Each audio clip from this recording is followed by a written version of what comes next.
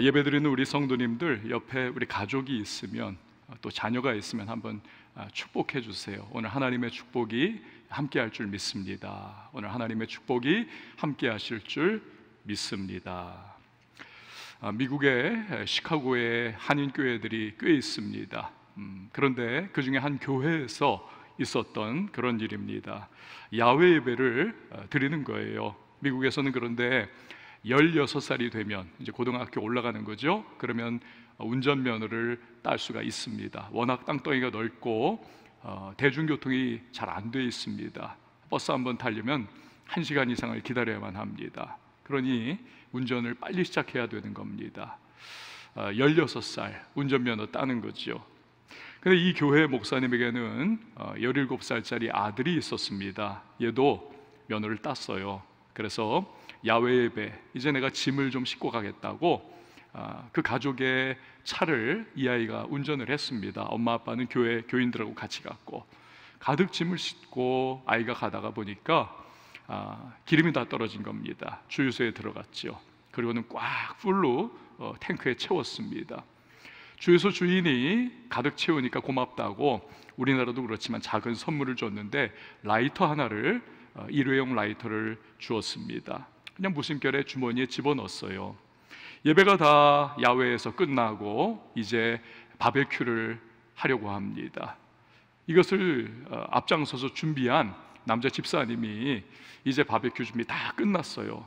불을 붙여야 되는데 보니까 앞불사 성냥을 안 갖고 온 겁니다. 어디 성냥이 있습니까? 성냥이 있습니까? 아무리 옆에 있는 사람들한테 물어봐도 교인들이 담배를 안 피니까 성냥이 있을 턱이 없지요. 그런데 이 아이가 문득 생각난 겁니다. 자기 주머니에 주유소에서 받은 라이터, 그거를 집사님에게 건네주었습니다. 결국 바베큐가 참 즐겁게 그렇게 끝나고 다들 만족한 채 야외 예배를 파했습니다.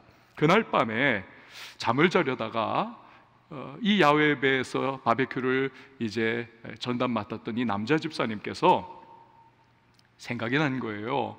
그리고는 부인 집사님에게, 여보, 우리 목사님 아들을 위해서 정말 기도 많이 해야 되겠어요. 왜요? 그날 있었던 이야기를 쭉 하면서 이분이 이야기를 합니다. 아니, 17살짜리 아이가 왜 라이터를 가지고 있겠어? 그러면서 이야기가 이제 점점 증폭되는 겁니다. 다음날 이 여자 집사님께서 자기 친구 다른 여자 집사님에게 전화를 하면서 그 이야기를 또 합니다. 정말 목사님네 위해서 기도해야 되겠어. 이야기가 돌고 돕니다. 그리고 한 달쯤 후에 어디까지 이야기가 나갔느냐? 목사님 아들이 마리화나 대마초를 피운다더라. 그리고는 여기저기에서 맞장구가 들어옵니다. 어쩐지 애가 가만 보니까 좀 불량스러워 보여. 청바지도 바지 무릎을 찢어가지고 입고 다니지 않아? 제 머리에 브릿지 넣은 것 좀 봐, 염색한 것 좀 봐 하면서 여기저기에서 막 구설수가 돕니다. 목사님은 자기 아들을 잘 알기 때문에 절대로 아니라는 것을 알고 있습니다. 그러나 워낙 말폭탄이 터지고 비난이 쏟아집니다. 결국 당회가 소집이 됐습니다. 불려온 이 아이가 신문을 받는 겁니다. 신문 아닌 신문이죠. 이 애가 너무나 억울한 자기 사정을 아무리 얘기를 해도 이미 이 이야기가 다 그냥 이 교인들의 이야기로 덮여버리는 겁니다. 아무리 얘기를 해도 믿어주는 사람 없습니다. 당회가 파하고 아이가 너무너무 실망하고 화가 나가지고 그 차를 홧김에 고속도로로 몰고 나갔습니다. 아이가 운전도 잘하지 못하는데 그 싱싱 다니는 고속도로에서 그만 이 아이가 사고가 나버렸습니다. 그날 세상을 떠났습니다. 너무나 고통스럽고 상처를 받은 목사님이 이제 교회를 사임을 했어요. 이 논란이 되면서 나중에 이 한인교회 자체가 풍비박산이 나버렸습니다. 여러분, 살다 보면 도를 넘는 과도한 비난이나 말에 시달릴 때가 있습니다. 그때 사람마다 다른 반응을 보이죠. 어떤 사람은, 좀 마음 약한 사람은 트라우마에 시달립니다. 완전히 움츠러들고 일정 기간 또는 계속해가지고 은둔자적으로 그렇게 살아가는 모습을 보입니다. 어떤 사람은 그 말폭탄과 비난 등에 시달리다가 도저히 견디지 못해서 우울증에 빠지고, 그리고는 스스로 목숨을 끊는 경우도 없지 않아 있습니다. 악플에 시달리던 연예인들이 그러한 경우를 우리에게 보였지 않습니까? 반면에 이런 경우도 있어요. 어떤 사람은 맞붙어서 싸웁니다. 그러면서 맷집이 점점 늘어가는 겁니다. 투사가 되는 겁니다. 간혹 부작용도 생깁니다. 굉장히 공격적이 되고 비상식적인 언행을 보이는 사람이 됩니다. 죄송하지만 정치인 중에서 이런 경우가 종종 보이고는 합니다. 계속 싸우고 언론 노출되고 막 그러다 보니까 그냥 그 상황 속에서 계속 그렇게 이제는 투사의 모습으로 아주 이상한 모습이 보여질 수도 있는 거죠. 자, 그렇다면 우리들 크리스찬은 이러한 상황이 될 경우에 어떻게 해야 될 것인가? 오늘 이 본문에 나오는 다윗을 통해서 우리가 생각해 보고자 하는 것입니다. 오늘 본문의 배경은 다윗의 아들 압살롬의 반역으로 말미암아 다윗이 왕궁에서 도망치는 사건이 배경입니다. 여러분, 오늘 5절에서 6절 말씀을 보시기를 바랍니다. 우리 각 가정에서 5절에서 6절 함께 읽도록 하겠습니다. 시작. 다윗 왕이 바후림의 이름에 거기서 사울의 친족 한 사람이 나오니 게라의 아들이요 이름은 시므이라. 그가 나오면서 계속하여 저주하고 또 다윗과 다윗 왕의 모든 신하들을 향하여 돌을 던지니 그때 모든 백성과 용사들은 다 왕의 좌우에 있었더라. 아멘. 바후림이라고 하는 장소는 예루살렘에서 6km 가량 떨어져 있는 그러한 장소입니다. 초대왕 사울이 속한 베냐민 지파 사람들이 모여서 살고 있는 소위 베냐민 지파 집성촌입니다. 왕궁에서 탈출한 다윗이 이곳에 이르렀을 때 사울의 직계 친족인 시므이라고 하는 사람이 뛰쳐나옵니다. 이 사람은 평소에 극단적인 지파주의자이자 혈통주의자 성향을 보였던 사람입니다. 사울이 왕일 때는 얼마나 뻐겼겠습니까? 내가 누군 줄 알아? 지금 초대왕인 사울의 내가 직계 혈통이야. 얼마나 자부심과 자만심을 보였겠습니까? 그런데 블레셋 전쟁에서 사울이 죽었습니다. 다윗이 유다 지파의 왕이 되었습니다. 그리고는 통일 왕국의 왕이 된 것이죠. 질투심이 끓어오릅니다. 시기심이 부글부글입니다. 불만이 솟구칩니다. 그러나 다윗의 왕권이 워낙 강력하니까 대놓고 반발 못하는 겁니다. 하지만 지금은 상황이 달라졌습니다. 반란이 일어났고 그것도 아들의 반란으로 말미암아 도망친 다윗, 자기가 살고 있는 바후림 근처에 그렇게 온 것입니다. 그러니 그 소문 듣고 이 시므이가 당장에 뛰쳐나간 것이죠. 다윗을 향해 저주합니다. 본문을 보니까 한두 번이 아니라 계속해서 저주했다. 그뿐만이 아닙니다. 아무리 도망자 신사라해도 아직 왕이지 않습니까? 왕이에요. 그런데 그런 왕인 다윗에게 돌을 막 던지더라는 것입니다. 7절을 보면 기가 막힙니다. 막 악담을 쏟아내고 있어요. 시므이가 저주하는 가운데 이와 같이 말하니라. 피를 흘린 자여, 사악한 자여, 가거라. 여러분, 지금 시므이가 말한 사악한 자라고 하는 말, 이건 욕 중에서도요 아주 고난이도의 아주 지독한 욕입니다. 히브리어로는 이 사악한 자가 벨리알의 사람이라는 뜻입니다. 사악하고 무가치하고 불량스러운 사람이라고 하는 의미를 가지고 있습니다. 이 벨리알이라고 하는 말이 나중에 신약시대 예수님 당시로 내려오면 사탄 마귀를 일컫는 말이 됩니다. 그러니 얼마나 욕 중에서도 입에 담을 수 없는 험상궂은 말을 다윗에게 쏟아내는 거죠. 모욕하고 짓밟는 겁니다. 가거라. 이 말도 그렇습니다. 가거라. 떠나가라는 겁니다. 여기서 어서 너 존재 자체를 거둬버리라는 겁니다. 여러분, 가나안 땅은 어느 곳입니까? 이 영적으로 굉장히 중요한 의미, 하나님의 임재와 보호가 함께하는 그 언약 백성과 동행하시는 하나님의 현장이 가나안 땅이 아닙니까? 그런데 여기서 떠나가 버려라. 다윗, 너는 저주받은 이방인과 같아. 너는 하나님의 은혜로부터 떨어진 인간이야. 떠나가 버려라. 그야말로 최악의 입에 담을 수 없는 악담을, 저주를 다윗에게 쏟아붓고 있는 겁니다. 그뿐 아닙니다. 8절 말씀을 한번 보세요. 사울의 족속의 모든 피를 여호와께서 내게로 돌리셨도다. 그를 이어서 내가 왕이 되었으나 여호와께서 나라를 내 아들 압살롬의 손에 넘기셨도다. 보라, 너는 피를 흘린 자이므로 화를 자초하였느니라 하는지라. 여러분, 사울 왕은 어떻습니까? 다윗에 대한 질투심과 시기심으로 그는 국정을 팽개쳤었습니다.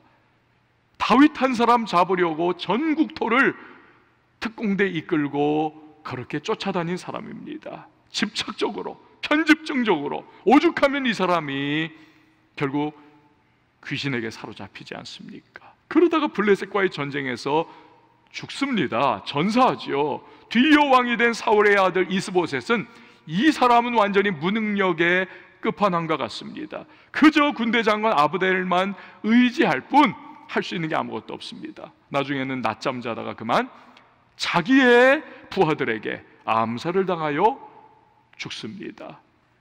자, 이 모든 일에 있어서 사실 다윗에게는 책임이 없습니다. 그러나 사람은 어떤 존재인가? 보고 싶은 것을 보고 듣고 싶은 것을 듣는 존재입니다. 시므이는 다윗에게 사울과의 몰락 그 자체에 대한 모든 책임을 다 뒤집어 씌우더라는 거죠. 다윗이 아들 압살롬의 반역으로 쫓겨다니는 것이 하나님이 너한테 그 대가로, 그 징벌로 너에게 화를 내리신 거다. 그렇게 저주하고 악담을 계속 쏟아붓더라는 겁니다. 아버지를 죽이려는 아들의 반란으로 이미 다윗의 마음은 황량한 황무지가 되어버렸습니다. 너무너무 무너져버리고 황망한 상태. 그런데 기가 막힌 비난과 악담을 막 쏟아내며 저주합니다. 이런 시므이를 바라보다가 이게 너무나 기가 막히니까 다윗의 부하인 아비새가 분통이 터집니다. 더 견디질 못하고 왕이여, 내가 저 인간을 한 칼에 죽여버리겠습니다. 그런데 그때의 다윗이 보인 반응이 무엇입니까? 첫 번째로 다윗에게서 우리는 하나님의 주권을 인정하는 삶의 모습을 봅니다. 하나님의 주권을 인정하는 삶. 여러분, 우리 다 같이 10절에서 11절 말씀 같이 읽어보도록 하겠습니다. 10절, 11절 말씀입니다. 시작. 왕이 이르되, 수르야의 아들들아, 내가 너희와 무슨 상관이 있느냐? 그가 저주하는 것은 여호와께서 그에게 다윗을 저주하라 하심이니 내가 어찌 그리하였느냐 할 자가 누구겠느냐 하고, 또 다윗이 아비새와 모든 신하들에게 이르되, 내 몸에서 난 아들도 내 생명을 해하려 하거든 하물며 이 베냐민 사람이라. 여호와께서 그에게 명령하신 것이니 그가 저주하게 버려두라. 아멘. 코로나19로 말미암아 전 세계가 지금 휘청거리고 있습니다. 근데 유럽 지역은 우리나라와 비교할 수 없이 거의 초토화되지 않았습니까? 거의 우리 매스컴에서 놀라면서 봤잖아요. 와, 유럽이 저렇게 잘 사는 사람들이, 저렇게 문화가 정말 앞서갔던 사람들이 어떻게 이럴 수 있을까? 우리 놀랐지 않습니까? 이 1차 팬데믹 때 유럽 국가들이 너무 피해가 커가지고 셧다운 정도가 아니라 아예 락다운을 해버렸습니다. 집 밖에 못 나가게 하고, 겨우겨우 약국이라든지 생필품을 살 수 있는 곳에만 겨우 갔다 올 수 있도록, 학교, 그냥 다른 여타 상점들, 여러 가지 이런저런 식당들 다 그냥 다 강제적으로 봉쇄령을 내렸습니다. 락다운을 해버렸어요. 몇 명 이상 모이는 것도 금지를 해버렸습니다. 그런데 재미있는 해외 토픽 기사가 실렸더라고요. 그런 유럽임에도 불구하고 각 국가마다 어떤 상점들은 열 수 있도록, 이게 뭐 약국이라든지 병원이라든지 생필품을 꼭 구해야 되는 그런 상점이 아니라 특징적인 상점들을 열 수 있도록 오픈을 해줬습니다. 벨기에 같은 경우에는 감자 튀김을 파는 집, 이태리는 신문 가판대, 프랑스는 와인 가게. 이게 다 이 나라 사람들이 가치를 두고 있는 곳이라는 겁니다. 벨기에 사람들은 전 세계에서 감자튀김을 가장 많이 먹습니다. 미국 사람들이 굉장히 많이 먹는데 미국 사람들의 11배. 그러니까 이 벨기에 사람들의 영혼에는 심지어는 사람들이 그런 말을 한다는 겁니다. 감자튀김이 이 안에 심겨져 있다라는 것입니다. 죽고 못 산다는 거예요. 그러니 감자튀김, 코로나로 다 락다운돼도 이건 우리 가치라는 겁니다. 이태리나 프랑스도 뭐 같은 이유라는 거예요. 신문 보는 거, 와인 마시는 거. 여러분 뭘 알고 있습니까? 알겠습니까? 가장 절박한 상황, 벼랑 끝에 몰린 것과 같은 상황이 되면 그때 비로소 무엇에 가치를 두고 있는지가 명명백백하게 드러난다는 것입니다. 자, 그렇다면 지금 아들의 반역으로 생명이 경각간에 달려있는 위급한 상황입니다. 이것만으로도 막장 중에 막장인데 시므이라는 인간이 저주를 쏟아붓습니다. 온갖 비난과 억측을 쏟아내고 있습니다. 여러분, 이때야말로 다윗 인생에 가장 고달프고 가장 답답하고 감정선이 날카로울 그럴 때가 아니고 어디겠습니까? 지금이잖아요. 상처 입은 짐승이 여러분 공격적이 되지 않습니까? 그런데 다윗은 시므이를 죽이지 않습니다. 이게 그냥 대적하지도 않습니다. 내버려둬요. 대신에 다윗의 마음엔 무엇이 있습니까? 그는 하나님입니다. 그는 하나님을 떠올리는 것입니다. 과거의 자신, 그리고 하나님과의 그 관계를 떠올리는 거예요. 밧세바와 간음했습니다. 그 남편 우리아를 전쟁에 내보내서 이 간음을 은폐하기 위하여 죽여버렸습니다. 나단 선지자가 찾아와서 하나님의 심판을 전하지요. 비록 철저하게 이후에 다윗이 회개는 했지요. 그러나 다윗은 아들 압살롬의 반역을 당해서 다시 한번 하나님 앞에서 그때 있었던 그 부끄러운 일들을 떠올리는 겁니다. 그때의 그 일을. 그러니 그 후레자식 같은 놈이 애비를 죽인다고 반역을 저질러 분노하면서 치를 떨지를 않고 있습니다.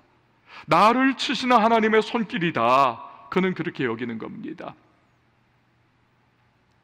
시므이가 쏟아내는 저주와 악담도 그냥 그대로 그래서 받아들입니다. 나를 향한 하나님의 징계의 손길이구나. 이처럼 다윗은 자신에게 다가온 하늘이 무너지는 것과 같은 현실, 너무나 답답한 상황을 인간적인 시각으로 대하지를 않습니다.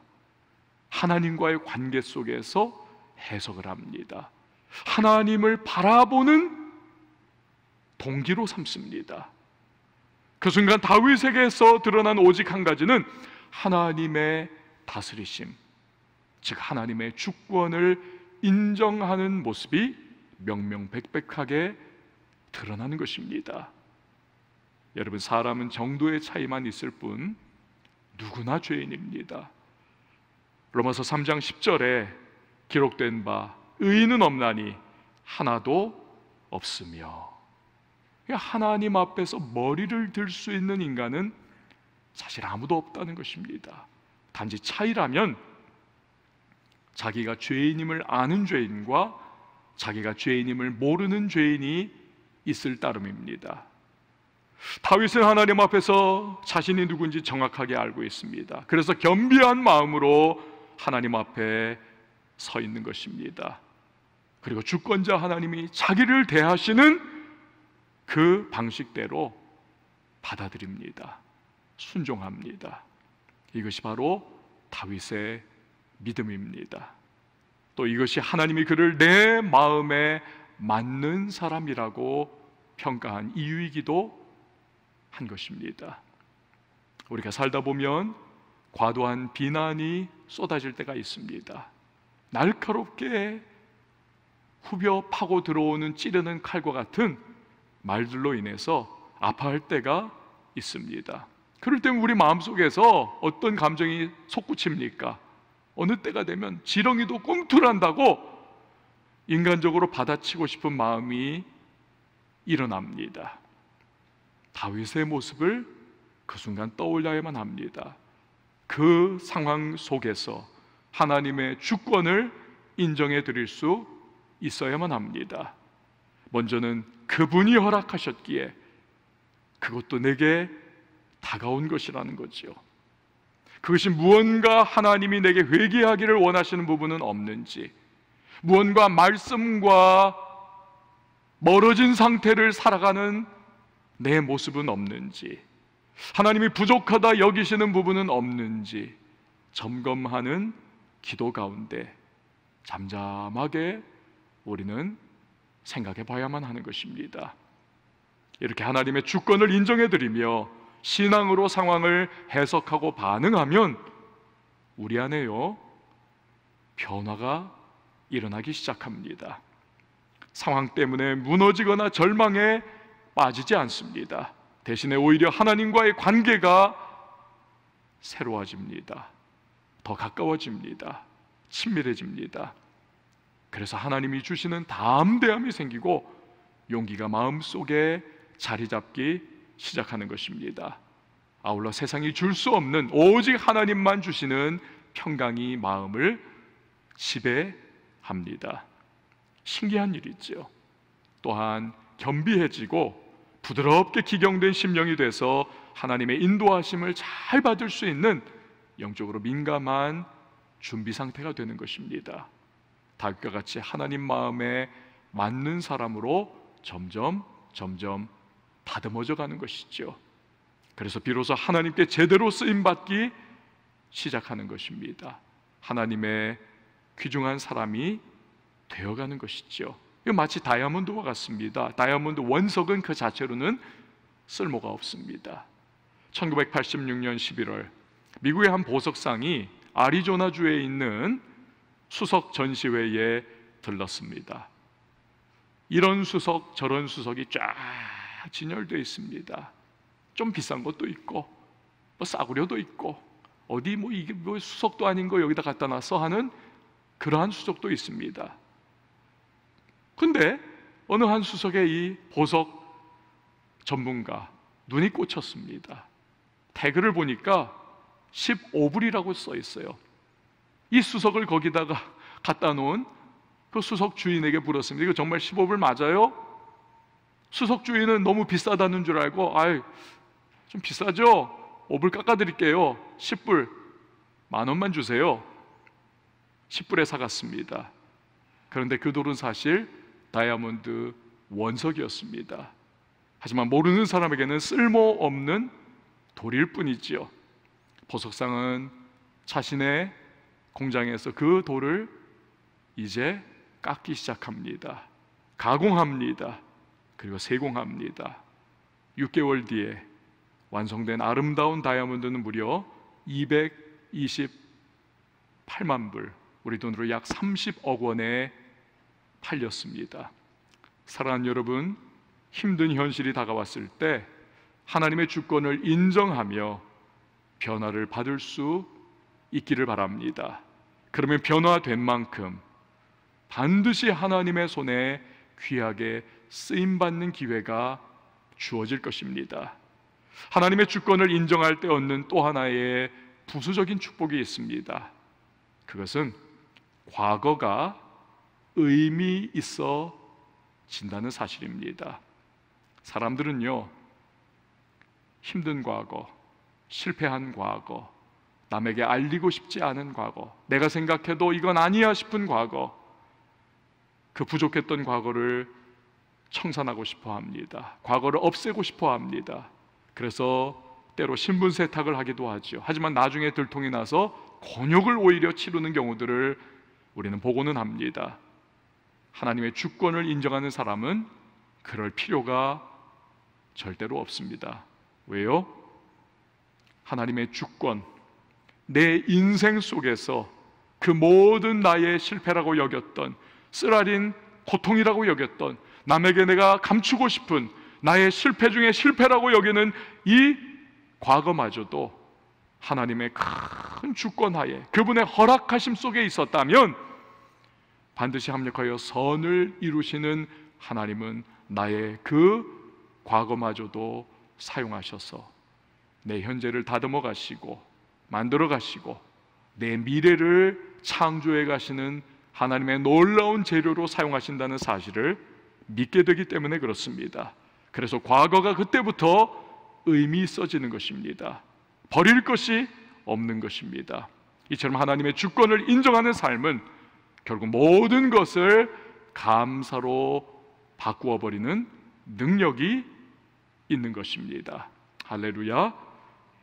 다윗의 반응 두 번째는 하나님의 헤세드를 기대하는 삶입니다. 하나님의 헤세드를 기대하는 삶. 우리 다 같이 9절 말씀 각 가정에서 같이 한번 읽어보도록 하겠습니다. 9절입니다. 시작.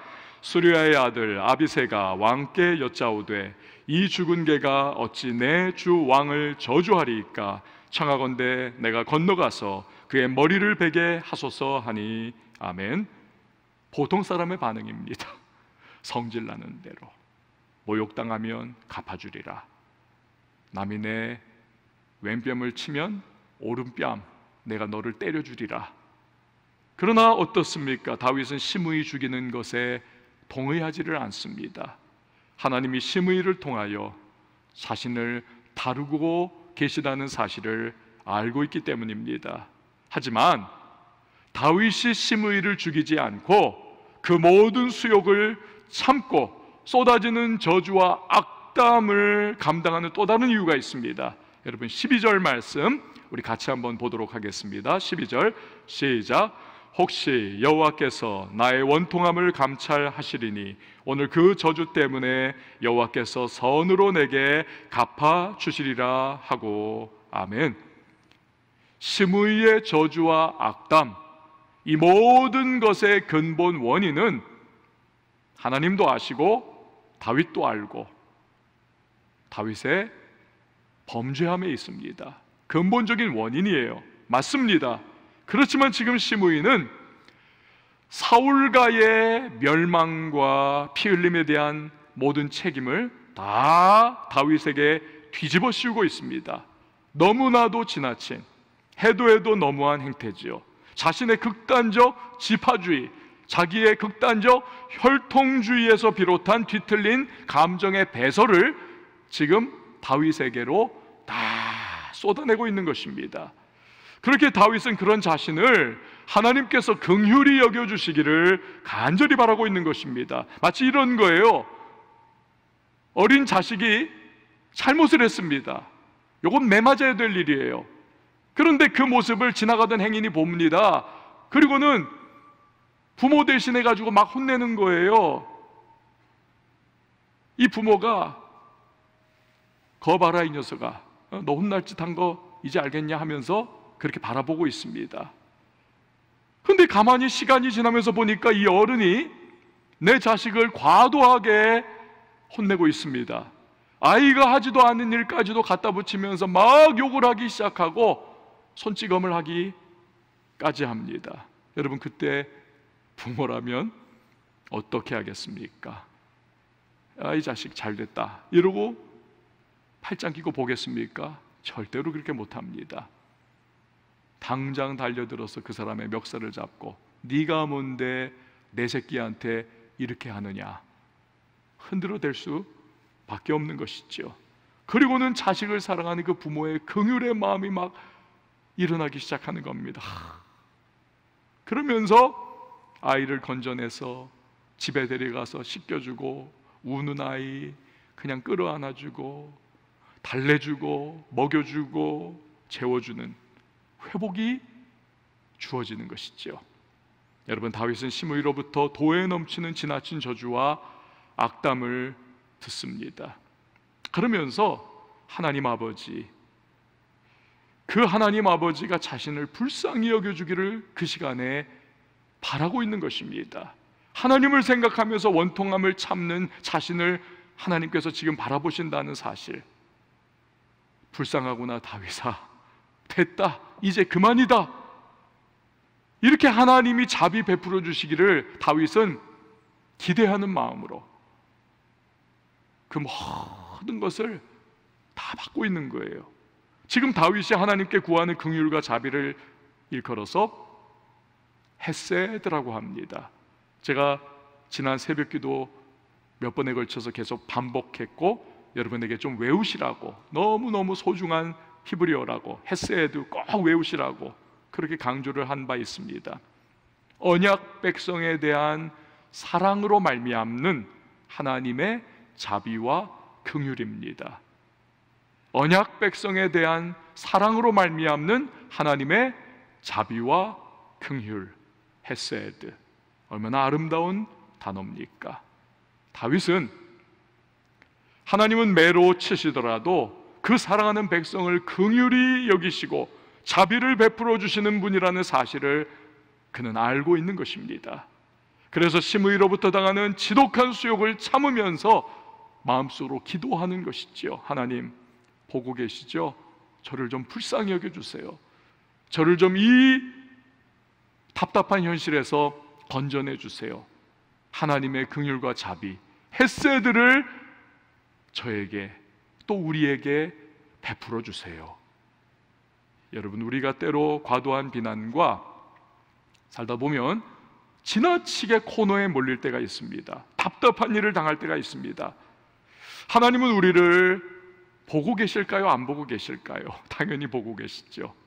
비록 나의 부족함과 실수도 있지만 해도 너무한 일을 당할 때, 그때 우리는 기도해야 합니다. 하나님 이거 보고 계시지 않습니까? 긍휼과 자비를, 하나님의 헤세드를 베풀어 주십시오. 저는 하나님밖에 의지할 분 없습니다. 하나님의 자비와 긍휼의 손밖에는 붙들 손이 없습니다. 이 모든 상황을 보시고 하시는 주님께서 갚아주시고 저를 위해 이 위경에서 역사하셔서 끄집어내 주세요. 여러분, 하나님이 과연 헤세드를 베풀어 주실까요? 다윗에게 어떻게 하셨는지를 우리가 생각해 보면 잘 알 수 있습니다. 그 해답은 나중에 어떻습니까? 하나님은 아들 압살롬의 반역의 위기 속에서 지금 코너에 몰리고 지금 추락할 때까지 추락한 다윗을 통하여 또 위하여 일하기 시작하십니다. 반역한 압살롬을 돕는 이스라엘의 최고의, 역사상 이스라엘 최고의 지략가라고 말할 수 있는, 마치 제갈공명급이에요. 그러한 아히도벨의 모략, 어떻게 하면 다윗을 죽일 수 있는가, 이 모략을 무력화시켜 버리십니다. 자신의 계략이 무의에 돌아가자 아히도벨은 이 반란이 실패할 것을 워낙 머리가 비상하니까 직감하고 고향에 돌아가 세간살이 다 정리하고 목매달아 죽습니다. 난을 일으킨 압살롬도 최후의 전투에서 자기가 평소에 자랑하던 그 치렁치렁하던 머리카락이 나무에 걸려 대롱대롱 매달려 있다가 창에 찔려 죽죠. 반역이 완전히 평정이 되고 다윗은 다시 왕궁으로 돌아갈 수 있습니다. 배신했던 이스라엘 백성들이 다 다윗에게로 돌아오지요. 이렇게 모든 것이 회복됩니다. 시므이는 어떻게 됐을까요? 저주와 악담을 쏟아붓던 시므이, 왕궁으로 돌아가는 다윗에게 아비새가 말했던 것처럼 죽은 개처럼 엎드려서 사죄를 구합니다. 다윗은 그를 죽이지 않습니다. 하지만 하나님이 놔두시지를 않아요. 훗날 솔로몬이 왕이 됐을 때 이 시므이는 자기가 입 밖으로 냈던, 솔로몬에게 했던 그 약속을 어긴 죄로 말미암아 처형을 당합니다. 이처럼 하나님은 다윗에게 헤세드를 베풀어 주십니다. 언약 백성에 대한 사랑으로 말미암는 하나님의 자비와 긍휼, 헤세드를 베풀어 주시는 겁니다. 그리고 다윗의 괴로움과 곤고함을 다 갚아 주십니다. 사랑하는 성도 여러분, 언약 백성에 대한 사랑으로 말미암는 자비와 긍휼, 헤세드, 이 헤세드를 구하십시오. 그리고 하나님의 주권을 인정하시기 바랍니다. 이 과정을 통해서 하나님께서 쓰시기에 합당한 변화되어 가는 주님의 사람이 되시기를 바랍니다. 하나님 살아계십니다. 아십니다. 보십니다. 그리고 함께 하십니다. 하나님의 헤세드는 우리와 언제나 그리고 지금도 함께하고 계십니다. 우리 시간에 함께 찬양하시고 기도하는 시간 가지도록 하겠습니다. 모든 것 다 지나갈 때가 있습니다. 합력하여 선을 이루시는 하나님의 능력을 우리는 경험하게 될 것입니다. 전능하신 하나님이십니다. 그 하나님을 구하고 찬양하고 기도하도록 하겠습니다. 고단한 인생길 힘겨운 오늘도 예수 내 마음 아시네. 지나간 아픔도 마주할 세상도 예수 내 마음 아시네. 내 마음 아시네. 고단한 인생길 고단한 인생길 힘겨운 오늘도 예수 내 마음 아시네. 아멘. 지나간 아픔도 마주할 세상도 예수 내 마음 아시네. 믿음의 눈 들어 주를 보리. 믿음의 눈 들어 주를 보리. 이 또한 지나가리라. 아멘. 주어진 내 삶의 시간 속에 주의 뜻 알게 하소서. 하루를 살아도 기쁨으로 가리. 예수 늘 함께 하시네. 다 주님께 맡깁니다. 후회도 염려도 온전히 맡기리. 예수 늘 함께 하시네. 믿음의 눈 들어 주를 보리. 믿음의 눈 들어 주를 보리. 이 또한 지나가리라. 또한 지나가리라. 주어진 내 삶의 시간 속에 주의 우리 각 가정에서 오른손 올려드리고 찬양하십시다. 믿음의 눈 들어 믿음의 눈 들어 주를 보리. 주를 보리. 이 또한 지나가리라. 아멘.